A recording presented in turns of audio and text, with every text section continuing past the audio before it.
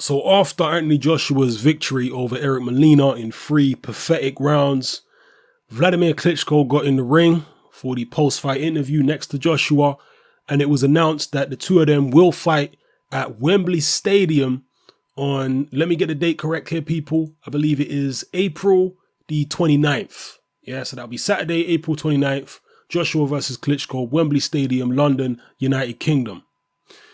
To me, it was interesting watching the two of them next to each other, because Wladimir Klitschko's a guy who likes to get a psychological edge where he can. And they had a stare down. The first stare down they had for the cameras, it just looked like, just a friendly little stare down. It didn't really look like there was much intent there. But after that stare down had finished and they'd shaken hands or whatever, they had a second stare down after it. And in that stare down, to me, it looked like Wladimir Klitschko was trying to get in Joshua's head and trying to command him a little bit and trying to get the psychological upper hand.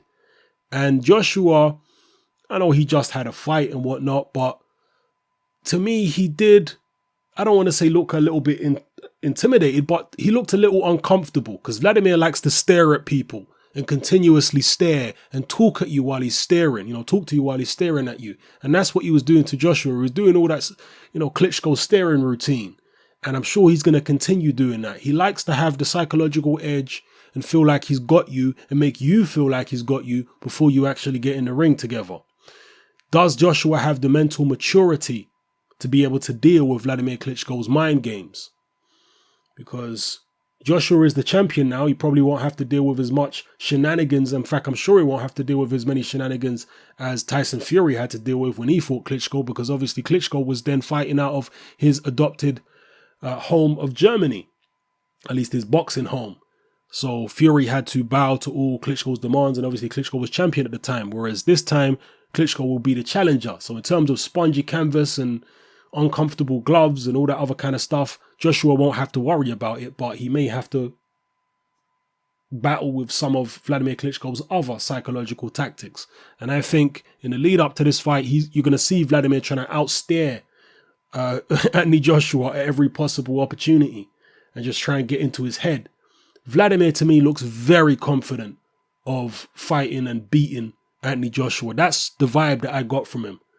His body language didn't look at all fazed or worried. To me, he looked like the kind of man who was thinking, you know what, this is going to be like taking candy from a baby.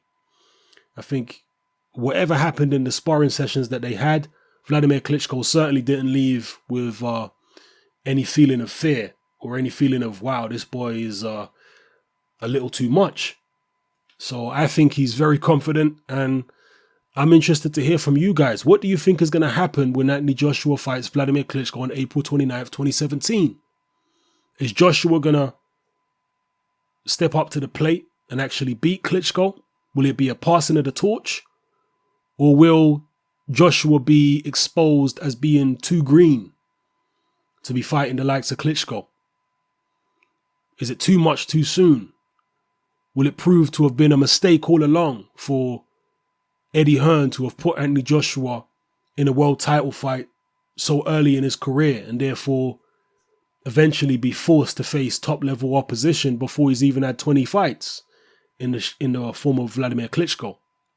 Let me know what you guys think about this fight. Let me know what you guys think about the psychological aspect.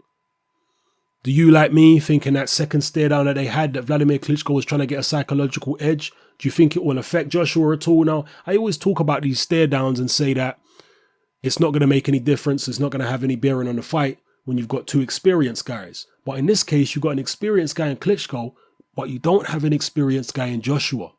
Joshua don't even have a fraction of the experience that Wladimir Klitschko has, either amateur or pro.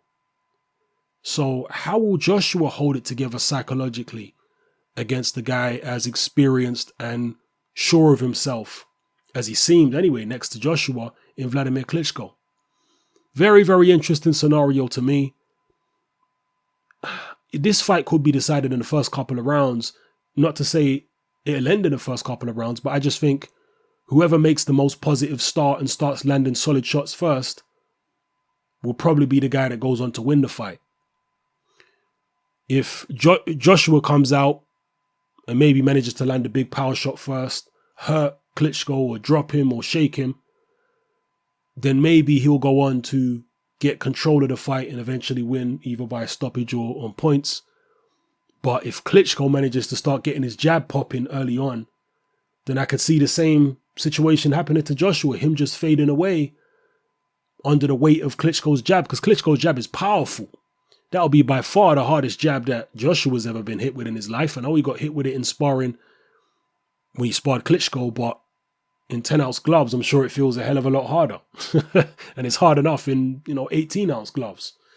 So, yeah, this is fascinating to me, people. I don't see it as a foregone conclusion like some people do. I think it's very, very interesting. Let me know what you think in the comment section below about everything I talked about in this video. It's your boy Hatman, I'm out.